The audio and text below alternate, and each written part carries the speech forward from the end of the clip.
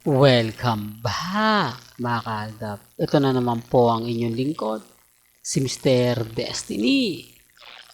At magbibigay po tayo ng pinakamainit na update po ngayon sa social media. Ito yung pinaka-latest na mga kaganapan, mga nangyayari, patungkol nga po kina Mengay at kay Richard Volkerson. Itong mga post ni Mengay sa ngayong weekend, talaga naman pong umaayon nga po at pumapabor sa Aldab Nation. Yung mga post ni Meng sa Instagram, sa Twitter, sa Facebook, talaga naman pong nakakatuwa. Di po ba? Talagang, kumbaga, siya na po mismo yung nagbibigay ng updates para sa Aldab. Sumasabay siya sa mga nangyayari at nagaganap. Tapos sasabihin po nila na hindi daw po nagbibigay si Mengay ng update para sa Aldab. Common sense na lang po Una sa lahat yung post niya sa bahay. Di po ba? Gaya nga po ng caption na nakikita ninyo. Tapos yung iba naman, sinasabing nabuhay na naman ang Aldab dahil inilabas si Marioso. Na tamang-tama naman po na lumabas yung wedding nila Mengay at ni Alden sa Kalye serye. Kaya nga po ang tanong, anong ginagawa ni Marioso sa kasal nila Mengay at ni Alden? Kung kalye serye nga po ba ito, bakit nandoon silang dalawa? Hindi naman kasama sila sa programa. At anong ginagawa ng mga taong wala naman sa kalye serye? Yung mga simpleng tanong, di po ba? Na nanumbali kasi pinost nga po ni Mengay. Binigyan niya ng ganap o update si Marjoso na kilalang kilala rin po na number 1 kumbaga ng Aldab Nation. Kaya nga po pala hindi na rin nagpo-post ng hindi maganda sina Ibyang at yung mga ibang mga masasabi natin na galit sa Aldab. Baka nga po talagang may mga pagkakataon na sinisingil po sila. Di po ba? Kasi ako, kumbaga kung ano lang naman po yung post ni Maine at kung ano yung post ni Alden, binibigyan ko lang po, pinagsasama ko lang at nakakakuha naman po tayo doon ng mga ganap. Ang problema lang po sa kanila, ang problema lang po sa mga taong kumbaga galit na galit at inis na inis sa mga pinapaliwanag natin, sa mga sinasabi natin. Bagamat maraming issue, maraming nagsasabi keso ganito, keso ganon, okay lang. Hindi po ba? Kasi wala naman pong problema sa mga magsasabi ng ganito, magsasabi ng ganun. O ba? Kaya nga po hindi ako basta-basta nagpapa-apekto.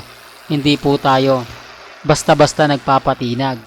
Lalong-lalo na nga po kapag ang pinag-uusapan ang Aldab Nation. Hindi po ba? Kaya sabi ko sa inyo, relax lang. Po ba? Maging kampante lang, maging matatag. Sa dami ng mga makukuha nating impormasyon, sa dami ng mga nakakalap natin, talaga naman pong mapapaisip ka.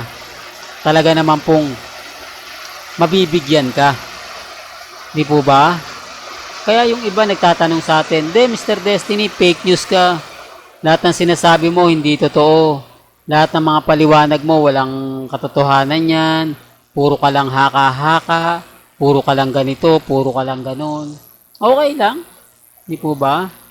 Kasi hindi naman tayo namimilit Hindi naman po tayo yung tipo na ipipilit yung sarili.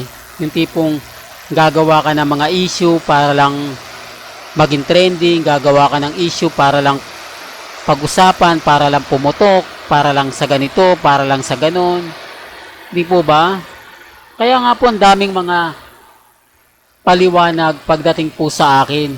Ako lang daw po yung todo paliwanag para lang po daw sa Aldab Nation, para lang daw po makakuha ko ng simpatya, para lang daw po maibigay ko yung gusto ng Aldab Nation, para daw dumami viewers natin, dumami followers natin, dumami ang nagmamahal sa Aldab Nation.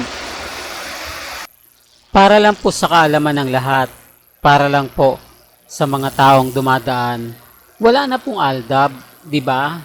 Wala na po akong makukuhang simpatya para po sa iba. Hindi Hindi na ako makakakuha pa ng mga bagong followers, bagong viewers. Ang nanonood lang po sa akin talagang 101% Aldab Nation since 2015 hanggang 2020, hanggang 2019. Hanggang dun lang. Hindi na po yun madadagdagan at never na po tayo makakakuha kasi hindi naman nila naabutan Hindi naman nila alam ang buong istorya at buong kwento ng Aldab Nation. Kung bakit nga po ba hanggang ngayon kampante kami. Kung ano nga po ba ang pinaglalaban ng Aldab at kung ano nga po ba ang sinasandalan ng Aldab Nation. Kung bakit kampante kami, kung bakit hindi kami sumusuko na para po kila Mengay at kay Alden. Kayong si Mengay kasal na, di po ba? Kasal na kuno kay Congressman Arjo. Tapos si Alden Richards naman po nalilink naman kay Catherine Bernardo. Kaya ang sabi ko sa inyo, wala na po. Gaya ngayon, yung mga kat din, galit na galit sa akin, inis na inis sa akin. Sinasabi nila na pinalalaki ko lang daw po yung ulo ng mga mamis, mga titas, mga senyor dahil sa mga post natin. O, tama naman po ako, di po ba? Walang post ngayon ang kat din.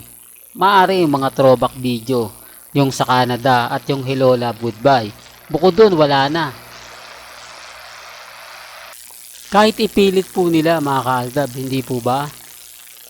Tapos ngayon sila po yung pupunta sa channel natin, galit na galit, inis na inis, tapos sasabayan pa ng Armin at main fanatics. Wala naman pong problema. Kung ayaw po nila, di po ba? Tapos ngayon sasabihin nila na paasa channel tayo, sila nga po itong punta ng punta sa channel natin.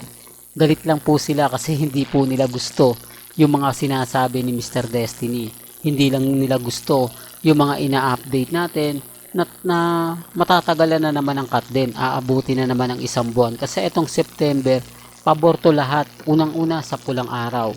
Pangalawa sa pelikula nila Alden at ni Heaven Paralejo. Mas makakasira ito para sa promotion ng nila Heaven ang Out of Order para hindi tangkilikin itong pelikula nila. Di po ba? Kasi sa budget yan di po ba? Kasi ilalaan mo na kasi yun sa Hello Love Again.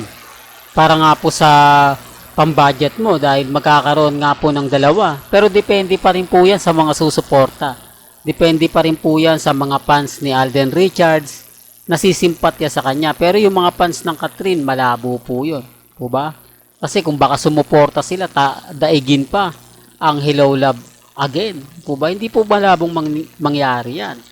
Kaya nga po, nandito po ang channel ni Mr. Destiny para ibigay sa inyo yung mga kaganapan. Sabihin sa inyo, i-update po sa inyo yung mga nangyayari ngayon at nagaganap. Taliwas po sa mga sinasabi at pinapaliwanag po nila. Kaya ang sabi ko sa inyo, relax lang po kayo. Sa dami ng issue ngayon, lalo na po sa paglabas ni Marjoso, Aldab na naman po ang malakas. Aldab na naman po ang nangunguna. Lalong-lalo na nga po pagdating sa social media. Well, hanggang dito na lang po ang ating latest update. Kaya kung gusto nyo pa po ng pinaka-latest at sariwang update, abay tumutok lang po kayo dito po sa channel ni Mr. Destiny para updated po kayo sa mga latest at sa mga bagong video po na ilalabas po natin maya-maya lang. Hanggang sa muli, salamat po sa panonood at pakikinig.